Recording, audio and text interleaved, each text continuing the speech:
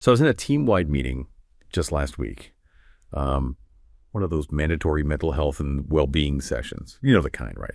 The slides had all these like calming, pastel-colored graphics. They gave everyone a free branded stress ball, which was something.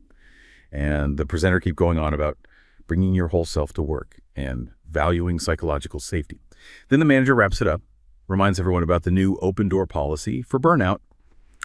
We are committed to this, he says, super earnest. We take this seriously. And honestly, it felt good, progressive even. But then, like just 2 days later, a colleague of mine, really sharp, a high performer, actually tries to use it. He sends his quiet email, saying he's feeling completely overwhelmed, needs just a single personal day to reset. And he specifically cites the new policy, the reaction. It was immediate, yeah, but definitely not supportive. In the team chat, I see someone else pop up asking if, we were all just taking days off now, seriously. And then another manager jumps in, not replying to him, but to the whole group, talking about the importance of pushing through and team resilience, especially with deadlines coming up. My colleague's request, quietly denied. That stress ball is still sitting on my desk. The policy's still up on the company intranet. But when the system was actually tested, when someone actually tried to use the right message, they were just given. The whole thing just vanished. Poof. Yeah. It really made me think, we have these shields, right, all around us, maybe hanging on the wall. But honestly, they feel like they're made of paper. Okay, so let's unpack that experience, because that core feeling, right, that feeling of a promise just evaporating when you test it, like a safety net dissolving the moment you need it, that actually has a name.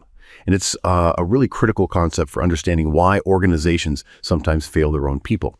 We can call those policies paper shields, sure, but the specific harm they cause, it's called institutional betrayal. That is the perfect setup, really, because what you're describing there, that's the absolute essence of institutional betrayal, or IB. And it's so important to grasp that IB isn't usually the initial harm. It's often the trauma that happens after the fact. It's the harm that occurs when institutions, the very places members rely on for support, for resources, or protection, either intentionally or negligently harm those members. They breach that fundamental relationship of trust. So in your colleague's case, the institution promised a safe way to deal with stress. But when he reached out, the institution actively harmed him, right? By denying the resource they just promised and piling on shame and judgment to his existing burnout. So our mission for this deep dive then is to really dig into this gap, this difference between policies that just exist on paper, that shiny document we all want to believe in, and policies that are genuinely, truly embedded in the organizational culture, the ones that lead to real-world, measurable outcomes. We'll start by looking at the psychological cost of that betrayal. Then we'll explore the measurable benefits of its antidote, which is something called institutional courage.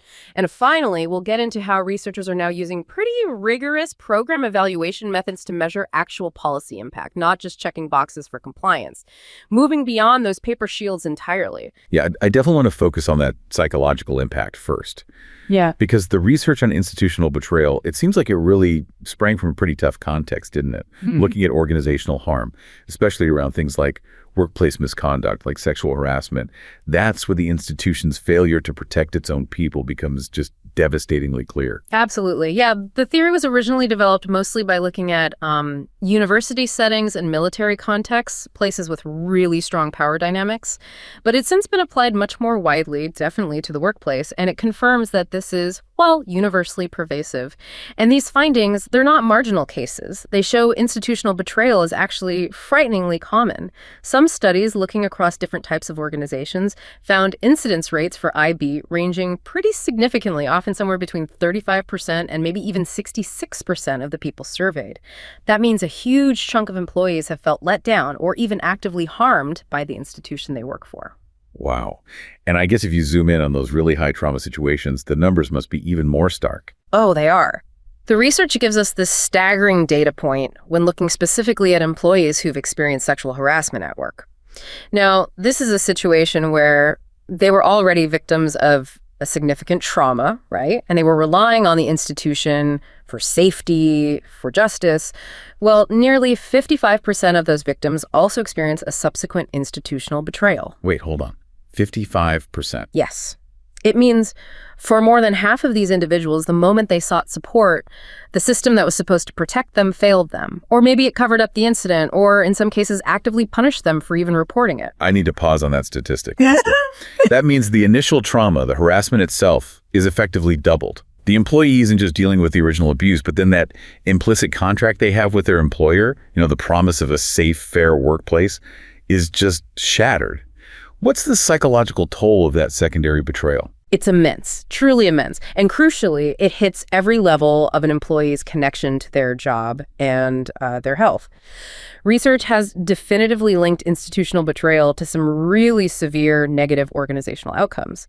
You see, obviously, decreased job satisfaction, a big drop in organizational commitment. And this leads to increased work withdrawal behaviors. That means the employee starts to mentally and physically disengage. They might start showing up late, taking longer breaks, maybe avoiding meetings, or just, putting in the absolute minimum effort. Basically, they're preserving themselves by disconnecting from the place that harmed them. It sounds like the organization, by betraying that employee, is pretty much ensuring they turn a potentially high performer into someone who's actively disengaged. That's a very accurate way to put it, yeah. But the consequences, they go even deeper at the individual level. Beyond just withdrawal, the psychological symptoms really spike. We see direct correlations between IB and increased trauma symptoms, depression, and anxiety. But here is a finding that really hammers home the physical toll of this broken trust. The rise in somatic symptoms, these are actual physical health issues, things like chronic headaches, debilitating stomach problems, generalized chronic pain, fatigue. Researchers have found these are significantly correlated with experiencing institutional betrayal after a trauma. The stress of that policy failure, the denial of support, the injustice, it literally manifests physically. Because that fundamental trust in your environment, which is really essential for survival, right? It's been fundamentally broken. The mind just can't separate the stress of the initial trauma from the stress of the betrayal. That is just a staggering cost, both for the person going through it, obviously, but also for the company that eventually foots the bill for long-term health issues, lost productivity, everything. So, okay, if institutional betrayal is the problem, what's the defined antidote, theoretically? And more importantly, practically, what does actual support look like, not just the promise of it? Well, the necessary counterforce, as defined in the research, is institutional courage. I see. This concept is all about positioning the institution not just as a passive bystander, but as an active agent of support and repair. Moving beyond those symbolic gestures, like, a stress ball, and committing to genuine, concrete action. Institutional courage is specifically defined by 4 core principles. These are seen as non-negotiable, really, and they have to guide the institutional response. First, accountability. That means taking responsibility for the incident itself and for the institutional response. Second, transparency. Communicating honestly throughout the entire process. Third, actively seeking justice. Ensuring a fair process and, crucially, protecting the victim. And fourth, making reparations where needed. This could mean providing resources, covering therapy costs, offering formal apologies, whatever is appropriate. It means responding supportively to victims and to whistleblowers, which is key, engaging in thorough self-study to prevent it from happening again, and fostering a real culture of transparency at all levels. That sounds great in theory, absolutely. But to make it operational, you'd have to measure it somehow, right? How do researchers actually break down something as, abstract as courage into components that organizations can actually assess and, implement? Yeah, they're very deliberate about this, which is critical if you want to move from just a theory to actual organizational development. Institutional courage is measured, and it operates, on 2 distinct but crucial levels. And if an institution only focuses on one, they actually risk creating a new form of betrayal, interestingly enough. Okay, so the first level is the climate level. This assesses the organization's sort of overarching framework and its readiness. Like, are the policies actually written down and accessible? Does the leadership genuinely understand the issues involved? Do they model supportive behavior themselves? Does the institution actively reward and protect whistleblowers? Or are they, quietly punished or pushed out? This is about the system being set up to encourage courage as the default response. Then the second level is the specific level, and this assesses the institution's actual response to an individual unique incident. This is where the rubber really meets the road. Did the employer make it easy for that specific colleague of yours to report their burnout? Did they immediately offer resources? Was the whole reporting process handled with respect and support? The research confirms that the implementation and enforcement of policies at this specific incident-based level are far more predictive of positive outcomes than just, say, providing basic education or having a policy document tucked away somewhere. That specific response is the moment the paper shield either vanishes completely or transforms into real protection. Okay. That distinction is the absolute key to my opening story, isn't it? My company kind of had the climate, The policy existed, the session was mandatory, but they completely failed at the specific level when the actual test came. The individual response was, well, negligent. Precisely. And that failure at the specific level, it instantly poisons the perception of the climate level, no matter how good it looks on paper. So now the real question becomes, does this whole institutional courage concept actually pay off? Is it measurable? Does it translate into tangible, positive organizational benefits? Oh, it's absolutely measurable, and the empirical evidence is pretty robust. IC consistently correlates with positive workplace outcomes, basically the exact reverse of betrayal's effects. We see direct positive correlations. IC is associated with increased job satisfaction naturally, and critically, increase organizational commitment. But not just one kind of commitment. We see increases in both effective organizational commitment and normative organizational commitment. Wait, those sound similar, but I'm guessing they mean quite different things in terms of, like, employee loyalty. Can you clarify that distinction? Yeah, that's an important nuance. Good question. So, effective commitment is essentially emotional attachment. An employee with high effective commitment wants to stay. They identify with the organization's values, they like their job, they feel personally connected to their colleagues, their management. It's loyalty driven by, well, emotional satisfaction. Normative commitment, on the other hand, is driven more by a sense of obligation or duty. It's the feeling that they should stay. This may be because they feel the company invested a lot in them, or maybe they feel guilty about leaving their team in the lurch. Now, while both are types of commitment, effective commitment is generally seen as much healthier and more sustainable. It fosters genuine enthusiasm and engagement, and institutional courage. It promotes that healthier, effective type of commitment by building genuine trust in management. Okay, so courage creates happier, more emotionally invested employees who are less likely to just walk away. That makes sense. But the real acid test, as we kind of touched on earlier, is if betrayal has already happened, can courage actually mitigate that lasting damage? Can the institution really repair that initial profound breach of trust? This is where the data gets really fascinating, particularly from looking at the interaction term, how IB and IC interact statistically. It demonstrates a crucial buffer effect. High institutional courage acts to significantly attenuate or lessen the negative impacts of institutional betrayal. Think of it like this. When employees had experienced high institutional betrayal, meaning they were really profoundly let down or harmed by the system, the presence of high, genuine institutional courage helped stabilize those key outcomes we talked about. It helped preserve their job satisfaction. And significantly, it buffered the worst damage to the employee's effective commitment, that emotional connection. So a sincere, immediate, and courageous response to an initial failure can essentially function as a protective mechanism. It stabilizes the employee's perception of fairness and commitment even after the betrayal has happened. It can prevent a bad situation from just completely spiraling. Wow, that finding is huge. Yeah. Huge for any organization trying to recover from, say, a public failure or a big internal crisis. It means failure isn't necessarily a death sentence. Yeah. If you respond with genuine, demonstrated courage. And I know the research used these vignette experiments to test how people perceive these differences, right? How did that play out reputationally? Yes, and it showed a really direct, clear reputational benefit. The study used scenarios vignettes that described fictitious companies responding to a serious workplace incident. They tested different groups, a control group, a scenario with no response, one with an IB response, and one with an IC response. Okay, can you tell us what those IB and IC responses looked like in the scenario? Like, what specific actions define the betrayal versus the courage? Sure. In the institutional betrayal scenario, the HR department, instead of actually supporting the victim, did things like remind them of the perpetrator's high status in the company. They advised the victim to maybe just lay low for a while. And they indicated the claims would be nearly impossible to prove anyway. That's textbook betrayal, right? Victim blaming, minimizing the incident, prioritizing the institution's image over the employee's safety.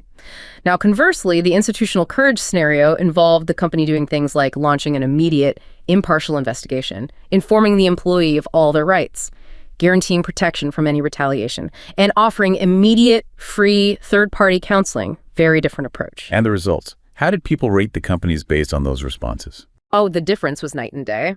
When the institutions responded with institutional courage, participants rated that fictional companies significantly higher in organizational attractiveness. They also had much higher trust in management compared to both the betrayal scenario and even the no response scenario. So this isn't just about internal satisfaction. It's a direct external reputational game. And furthermore, a really key insight was that institutional courage significantly reduced the perception of systemic bias. In the betrayal condition, participants saw the company as deeply biased, particularly against women and minorities in the context of the scenario. But the IAC response actually bolstered the organization's perceived gender equity reputation among both employees and outside observers. When the organization acts with transparency and accountability, the perceived fairness of the whole underlying system improves dramatically. That makes profound intuitive sense, doesn't it? Courage equals fairness in perception. But as we start thinking about applying this, there's that one finding you mentioned about the somatic symptoms, the physical health stuff. It felt almost contradictory. You said institutional courage sometimes correlated with increased physical symptoms when the betrayal was already very high. Why would an organization trying to do the right thing inadvertently make things physically worse for someone? Yes, this is a crucial nuance, and we absolutely cannot overlook it. It really speaks to the limits of repair and the absolute need for authenticity in the response. The research suggested that at the extreme end of the scale, so where the experienced institutional betrayal was maybe systemic, really severe, or had been going on for a long time, a high courage response sometimes correlated with an increase in those somatic symptoms. Our interpretation of that is, well, if the original trauma and the betrayal are just too extreme, any attempt at courage might be perceived as superficial, maybe disingenuous, or just totally insufficient to match the scale of the failure. The very act of raising the victim's expectation of justice and repair by promising transparency and accountability, only to inevitably fall short from their perspective, could become a secondary source of stress. It adds this layer of cognitive dissonance, a renewed sense of emotional exhaustion. So the effort itself, if it's perceived as just damage control or simply too little too late, it compounds the original psychological burden, and that could lead to a further spike in physical health issues. It really proves that courage has to be genuine, it has to be sustained, and it has to be proportionate to the harm done. So the road to hell is sometimes paved with incomplete courage. Wow, that takes us really neatly to the next big question. Why do organizations, even when they might know the high cost of betrayal and the clear benefits of courage, so frequently fall short? Why do those well-intentioned policies just become paper shields? And the answer, it seems, often lies in failing to measure what matters most, the actual implementation. Absolutely. We need to transition now from that micro-level psychological failure of trust to the more structural, systemic failure of policy evaluation. The fundamental mistake so often is confusing policy existence, just having a rule written down somewhere, with effective implementation, which is whether that rule actually changes real-world behavior. This leads us directly to what researchers in fields like public health and organizational development call the black box problem in program evaluation. Think about it in the context of, say, occupational safety, maybe preventing musculoskeletal disorders. A company might implement a program, maybe train workers on safer lifting techniques, or introduce participatory ergonomics. Now, leadership, often driven by budget cycles or political pressures, typically only measures the long-term outcomes like injury rates, maybe 6 months or a year down the line. They completely skip evaluating the implementation process itself, like who actually attended the training, what did they learn, how did supervisors react on the ground. Right. And when they skip that whole process evaluation step, all that crucial information about how the program actually functioned day to day gets trapped inside this black box. Nobody sees it. Exactly. And the consequence of leaving that box closed is enormous. It's the risk of committing what's called a type 3 error. Now, this is technically a statistical error, but in practice, it's a policy disaster.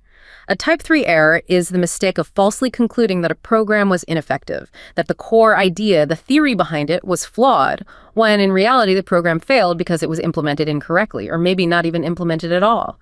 You end up blaming the theory when you should be blaming the delivery system. That means a potentially brilliant, maybe even life-saving policy could get scrapped entirely just because the organization never figured out that, say, the training schedule was impossible for workers, or that one rogue manager was actively undermining the whole thing. They confused an implementation failure with a theory failure. That's the most succinct way to put it, yes. The policy itself might be scientifically sound, perfectly logical. But if the context made it impossible to implement properly, if, like you said, nobody could attend the training, or if supervisors actively sabotage the new safety measures just to meet production quotas, then the policy will appear to fail. And no one will know the true structural reason why. The black box hides the institution's failure to actually commit to the delivery. Okay, so if the black box is the problem, what's the tool that allows organizations to actually open it up? How do we systematically connect those initial good intentions, the inputs, to the actual outcomes, step by step, without losing sight of what happens in between? The systematic key here is the program logic model. And this isn't some fluffy strategic document. It's a systematic, often visual structure. It's designed to explicitly link the planned activities and resources, that's your inputs, to the immediate results, outputs like number of people trained, which then lead to short-term changes, outcomes like changed behaviors, and finally to the long-term impact, like reduced injury rates. It forces evaluators to define right up front exactly what activities must happen for what results to be observable at every single stage. And from this logic model, you derive a robust process evaluation. To truly open that black box, a good process evaluation needs to measure 5 key components: fidelity, reach, duration, engagement, and context. Okay, let's use that construction ergonomics study you mentioned as a real-world example, because it seems like it perfectly captures how measuring these 5 things prevents that type 3 error. What was the intervention supposed to do, and where did the implementation initially break down? Right. So the intervention was a participatory ergonomics training program specifically designed for floor layers, a very physically demanding job. The goal was to train these workers on how to identify and mitigate high-risk tasks associated with musculoskeletal disorders. So that's maintaining the fidelity of the core intervention idea teaching ergonomics. The initial breakdown, though, was entirely contextual. The intervention was originally designed around these formal, planned group training meetings. But the contextual factors of the construction industry, specifically, intense economic pressure, really tight build deadlines, and a highly transient workforce meant that taking an hour off the clock for a training session was seen as hugely detrimental, both by the worker and the contractor. Workers simply couldn't or wouldn't attend. So the initial reach of the program, meaning the proportion of the target audience who actually participated, was abysmally low. I think it was only around 32%. So if they'd only measured the injury rates a year later, the company would have absolutely concluded, well, ergonomics training just doesn't work for floor layers, scrap the policy. Right. Exactly. That would be the classic type 3 error in action. But because they implemented a strong process evaluation from the start, they immediately saw the failure wasn't in the core safety theory, it was in the reach and the context. The policy theory wasn't flawed, but the delivery mechanism, those formal group meetings, was completely incompatible with the reality of that dynamic work environment. So the crucial learning came from pivoting the delivery strategy. They realized through feedback that workers actually preferred informal, immediate discussions about problems and solutions right there on the job site, rather than stopping work for a formal meeting. So they switched. They moved from large scheduled sessions to more frequent, informal, one-on-one interactions right on the work site, focusing on immediate task correction and problem solving. This shift allowed them to maintain fidelity to the core ergonomic concepts, but drastically improve the engagement and the frequency, part of duration perhaps, by adapting to the natural flow of the workday. They successfully opened the black box and saved the policy by understanding and adapting to the context. That is the perfect connection back to my opening story. Without actively measuring reach-like, who actually felt safe enough to use that open door policy and engagement, how did the managers and the team actively support the process when someone tried? We can never know if that mental health policy failed because the idea itself was bad or because the immediate high-pressure context made it structurally impossible for managers to implement it properly. The black box just stays shut, and we assume the policy was worthless, maybe even roll our eyes at the next well-being initiative. That's the unfortunate organizational reality so often. Now, if we shift our focus up to the macro level, the exact same principles of rigorous evaluation apply. But here, the stakes are national. We're talking billions in taxpayer money aimed at driving economic growth and innovation. And here, the evaluation challenge isn't so much about preventing internal harm, but about demonstrating genuine economic impact through a concept known as policy additionality. Okay, so we're moving from psychological credibility within a company to national economic credibility. When governments are funding these big innovation programs, say in countries across the income spectrum, the core evaluation challenge often boils down to 2 economic concepts: crowding in versus crowding out. How do we define that specifically in the context of R&D subsidies? Right. We're basically trying to figure out if public funds, whether it's a subsidy, a grant, a tax incentive aimed at promoting research and development, actually generate new or additional economic activity that wouldn't have happened otherwise. Crowding in is the ideal scenario. That's what policymakers hope for. It happens when the public subsidy acts as a leverage. basically inspiring or enabling the firm to invest significantly more of its own private capital than it would have without the subsidy.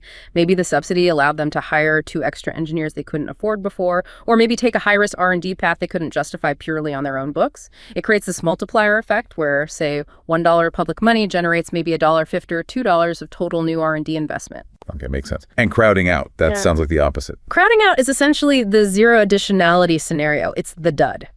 This occurs when the public funding merely replaces the investment a firm was already planning to make anyway. So, if a government gives a large established firm $1 million to conduct R&D that it had already budgeted for and was going to do regardless, then the policy generated zero additional R&D activity. The public money simply subsidized the firm's pre-existing private agenda. It substituted private funds with public funds. The policy looks compliant on paper. The money was spent on R&D, but it was economically inert. It didn't add anything new. Okay, that sounds incredibly complex to measure, though. Because you essentially have to prove an alternative reality, don't you? You have to establish what the firm would have spent if they hadn't gotten the government check, which by definition we can't directly observe. Exactly right. And this requires intense methodological rigor because the first and major hurdle you have to overcome is addressing selection bias. Governments, often driven by a desire to show success stories and minimize political risk, frequently, maybe even consciously, choose the highest performing, most established firms to receive subsidies. Now, these firms are often already committed to R&D and are highly likely to succeed whether they get the subsidy or not. While this strategy minimizes the visible risk of policy failure, the firm probably won't go bankrupt. It simultaneously maximizes the risk of the least effective economic outcome, crowding out effects. So, to counteract this bias, evaluators rely heavily on sophisticated counterfactual analysis. Since we can't observe the counterfactual, what would have happened without the policy, we have to statistically simulate it. This involves using advanced statistical methods like propensity score matching, PSM, and differences DID estimation. Okay, can you break those down just conversationally? What are those methods actually trying to achieve? Sure. The goal basically is to create a statistically valid comparison group, a control group. In PSM, we take the firms that did receive the subsidy, that's the treatment group, and we statistically match them to firms that didn't receive the subsidy but were, in theory, identical in every other observable way before the policy. Same size, same sector, similar previous R&D spending, age, location, etc. Once we have a reasonably well-matched control group, we can use difference in differences, or DID.